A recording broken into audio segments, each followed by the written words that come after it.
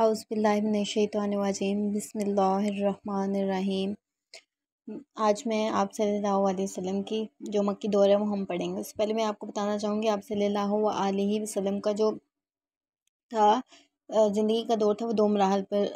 مشتمل تھا، ایک مکی دور اور ایک مدنی دور۔ مکی دور اس کو کہتے ہیں جو مکہ میں آپ سے ہم رہے تھے اور جو وحی وغیرہ یہ جو بھی چیزیں تھیں وہ مکہ میں ہوئی، وہ مکی دور تھا، اور جو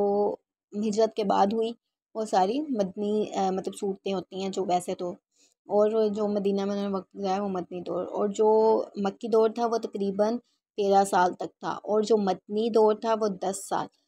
تک تھا آپ صلی اللہ علیہ وسلم کا۔ یہ آپ صلی اللہ علیہ وسلم کو دو ادوار زندگی کے دو ادوار تھے، اور جو ہم مکی دور سے ہم پڑھنا سٹارٹ کریں گے۔ مکی دور میں بھی 3 مراحل تھے۔ سب سے پہلے آپ صلی اللہ علیہ وسلم نے 3 برس کیا کی تھی، پس پردہ یعنی کہ خفیہ تبلیغ کی تھی۔ اس کے بعد آپ صلی اللہ علیہ وسلم نے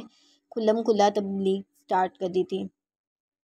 کھلم کھلا جو تھی وہ تبلیغ سٹارٹ کر دی تھی، اور چوتھے سال نبوت کے آغاز سے 10ویں سال کے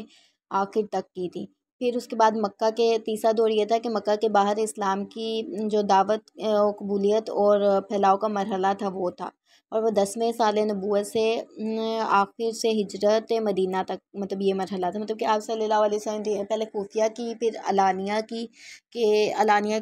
خفیہ کی تھی تو وہ تو چپکے کی تھی، وہ ایک دور ٹھیک ہے ایک مرحلہ، اور جو علانیہ کی تھی اس میں 2 چیزیں آ جاتی ہیں، وہ اس کو ملا کے 3 مرحلے ٹوٹل بنیں گے۔ پہلا ان دونوں میں علانیہ میں آئے گا کہ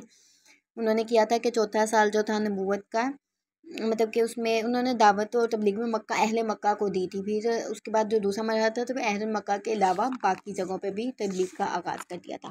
اب ہم دیکھیں گے خفیہ جو دعوت تھی نا اس کے جو 3 سال تھے اس کے بارے میں ہم دیکھیں گے۔ جیسے ہم کہتے ہیں کہ مطلب ہر چیز میں ایک ایگزامپل آپ کو دیتی ہوں کہ اللہ کی مصلیحت ہوتی ہے ٹھیک ہے، اسی طرح ہر کام اپنے مطلب کہ صحیح مطلب کہ ٹائم پر ہی مطلب ہونا چاہیے، یا جو بھی تھا اس کا مطلب میں آپ کو یہ بتانا چاہتی ہوں کہ دیکھیں خفیہ تبلیغ اس لیے پہلے ضروری تھی کہ حکمت کی اس وقت حکمت کا تقاضا وہ تھا، ہر جو دلیل دی جاتی ہے ہر نبی جو آتا ہے وہ جو بھی دلائل دیتا ہے یا جو بھی کچھ کرتا ہے وہ حکمت کے تحت کرتا ہے۔ جیسے لوگوں کو سمجھانے کے لیے حضرت ابراہیم نے کیا کیا تھا کہ کہا تھا کہ یہ چاند کیا میرا خدا ہے، تو یہ تو غروب ہو جاتا ہے، یہ میرا خدا نہیں ہو سکتا۔ اسی طرح پھر سورج کی مثالیں اس طرح دے کے مطلب کہ وہ بھی حکمت کے تحت تھا، بتوں کو توڑنا یہ بھی حکمت کے تحت تھا، مطلب یہ ساری چیزیں جو بھی نبی آتا تھا وہ حکمت کے تحت سمجھاتا تھا، مطلب اس طرح سے ہوتا تھا۔ اب دیکھیں کہ حضرت محمد صلی اللہ علیہ وسلم پہ وحی نازل ہوئی۔ خفیہ تبلیغ اس لیے ضروری تھی کہ خفیہ تبلیغ سے پہلے آپ صلی اللہ علیہ وسلم نے 3 برس کی تھی، وہ اس لیے ضروری تھی کہ حضرت محمد صلی اللہ علیہ وسلم پر جب وحی نازل ہوئی تھی آپ صلی اللہ علیہ وسلم سیدھے جاتے اور جا کے بت توڑ دیتے، تو اہل قریش کے جو ہوتا ہے وہ ان کے لیے فوراً خطرہ بن جاتا ہے، ان کی جان بھی لے سکتے، جان کے دشمن بن جاتے، کچھ بھی ہوتا۔ جان کے دشمن تو تب بھی بنے تھے لانیہ تبلیغ میں بھی، لیکن تب یہ ہوتا کہ مطلب کہ ان پر اٹیک بھی ہو سکتا تھا، کچھ بھی ہو سکتا تھا، مطلب اس طرح سے، کیونکہ ان کے دل میں بتوں کی عظمت و محبت ہی بہت زیادہ تھی۔ مطلب کہ اگر پہلے خفیہ اسی لیے حکمت کا تقاضا ہی یہ تھا کہ پہلے خفیہ تبلیغ کی جائے، اس لیے انہوں نے اللہ کے حکم سے حضرت محمد صلی اللہ علیہ وسلم نے پہلے خفیہ تبلیغ کی، اور خفیہ تبلیغ کا سے ہی اپنا سلسلہ نبوت کا تھا وہ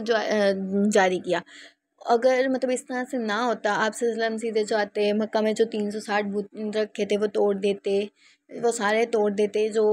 لوگ کیا کرتے لوگوں کے دل میں تو اتنی عظمت تھی وہ تو بھڑک اٹھتے، وہ تو کچھ نہ کچھ مطلب ان کو نقصان پہنچانے کی کوشش کرتے، اس لیے حکمت کا تقاضا ہی یہ تھا کہ وہ سب سے پہلے کیا کریں خفیہ تبلیغ کریں، تو حضرت محمد صلی اللہ علیہ وسلم نے خفیہ تبلیغ سے